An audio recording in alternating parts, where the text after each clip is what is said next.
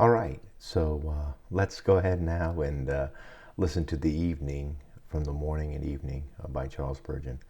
The morning was a real blessing to me today, and the evening also, but the morning just really kind of met me in my heart. I'm so encouraged by being able to have these short devotionals provided by such a wonderful, godly man, used so much of the Lord for a number of years. And I'm glad that we're able to spend these, have these in our time that we spend together on Wednesday evening. And I hope this is a blessing to you. This evening's text comes from Psalm 119 and verse 57.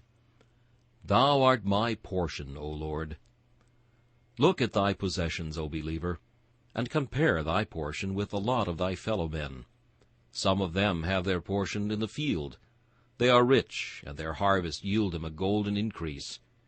But what are harvests compared with thy God, who is the God of harvests? What are bursting granaries compared with him who is the husbandman, and feeds thee with the bread of heaven? Some have their portion in the city. Their wealth is abundant, and flows to them in constant streams, until they become a very reservoir of gold. But what is gold compared with thy God? Thou couldst not live on it. Thy spiritual life could not be sustained by it. Put it on a troubled conscience, and could it allay its pangs?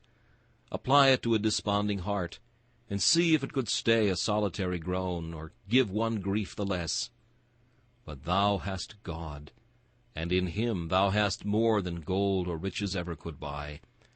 Some have their portion in that which most men love, applause and fame. But ask thyself, is not thy God more to thee than that? What if a myriad clarions should be loud in thine applause?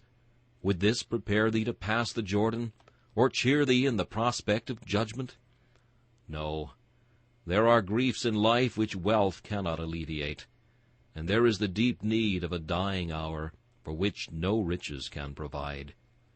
But when thou hast God for thy portion, thou hast more than all else put together. In him every want is met, whether in life or in death. With God for thy portion, thou art rich indeed, for he will supply thy need, comfort thy heart, assuage thy grief, guide thy steps, be with thee in the dark valley, and then take thee home to enjoy him as thy portion forever. I have enough, said Esau. This is the best thing a worldly man can say. But Jacob replies, I have all things, which is a note too high for carnal minds.